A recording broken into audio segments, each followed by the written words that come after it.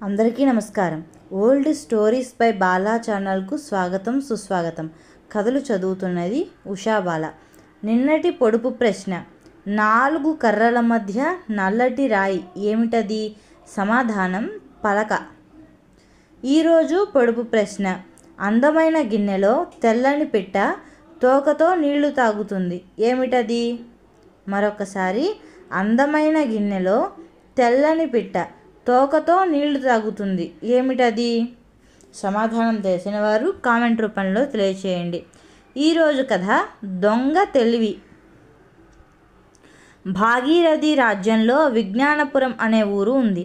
ఆ ఊరిలో ఉన్న ప్రజలంతా రాజ్యంలో అందరికంటే తామే తెలివైన వారమని, తమ ఊరు లాంటి ఊరు ఎక్కడా లేదని గొప్పలు చెబుతుంటారు. అహంకారాన్ని ప్రదర్శిస్తుంటారు. పాండిత్యంలో కానీ, విలువిద్యలో కానీ, ఆటపాటల్లో కానీ తమ ఊరి వారిని ఓడించే సత్తా ఎవరికీ లేదని గర్వంగా చెబుతూ ఇతరులను కించపరిచేట్టుగా మాట్లాడుతుంటారు. విజ్ఞానపురం వారు ఏదైనా పోటీలో పాల్గొంటున్నారంటే మిగతా ఊళ్ళ వాళ్ళు తమ ఓటమిని ముందుగానే ఒప్పుకునేవారు. ఓటమి అంటే ఏమిటో తెలియని ఆ ఊరు పట్ల మహారాజుకు కూడా ప్రత్యేక ఆసక్తి ఉంది. ఒకరోజు విజ్ఞానపురానికి బాలరాజు అనే యువకుడు వచ్చాడు. అక్కడి వారితో నీటితో మంటలు మండిస్తా అని సవాల్ చేశాడు. ఊరి వాళ్ళంతా అతడిని పిచ్చివాడిగా చూసి ఎగతాళిగా నవ్వారు. నీటితో మంటలు మండిస్తే 100 వరహాలు ఇవ్వండి, లేదంటే నేనే మీ ఊరిలో ఉన్న 1000 మందికి తలా ఒక్కరికి ఒక్కొక్కటి చొప్పున 1000 వరహాలు ఇస్తాను. మీరు తెలివైన వారైతే ఈ పోటీకి ఒప్పుకోండి అన్నాడు బాలరాజు. అహం దెబ్బతిన్న విజ్ఞానపురం వాసులు పోటీకి అంగీకరించారు. ఒకరోజు బాలరాజు ఊరి బయట ఉన్న రాతి కొండపై తన ప్రదర్శన ఏర్పాటు చేస్తున్నానని ప్రకటించాడు. ఊరంతా కదిలి వచ్చింది.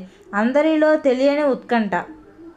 బాలరాజు మట్టి కుండలో నీళ్లు పోసి ఏవేవో మంత్రాలు చదువుతూ అటూ ఇటూ తిరుగుతున్నాడు.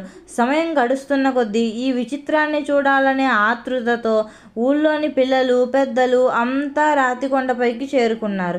1-2 గంటలు గడిచాయి, కానీ నీళ్ల నుంచి మంట రాలేదు. దాంతో తాను ఓడిపోయానని బాలరాజు 1000 వరహాలు ఇచ్చి మౌనంగా వెళ్ళిపోయాడు.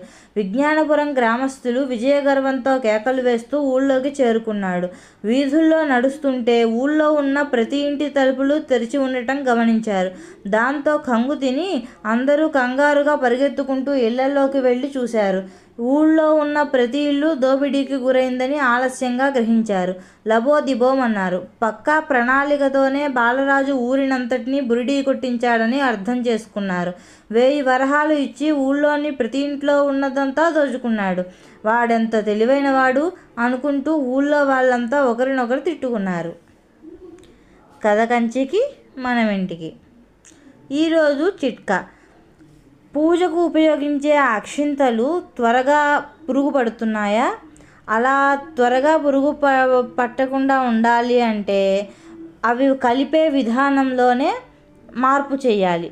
అది ఎలాగూ అంటే, అక్షింతలు కలిపేటప్పుడు అందులో నువ్వుల నూనె 2 బొట్లు, అలాగే 2 కర్పూరం బిళ్ళలు వేసి, పసుపు కూడా వేసి వాటితో బాగా కలపాలి.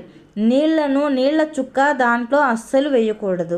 ఈ విధంగా కలిపారంటే ఎంతకాలమైనా అక్షింతలు పురుగు పట్టకుండా పాడైపోకుండా ఉంటాయి. ఈ కథ కనుక మీకు నచ్చినట్లయితే నా ఛానల్ని లైక్ చేయండి, షేర్ చేయండి, సబ్స్క్రైబ్ చేసుకోండి. మళ్ళీ మరొక మంచి కథతో మళ్ళీ మీ ముందుకు వస్తాను. అంతవరకు నమస్కారం.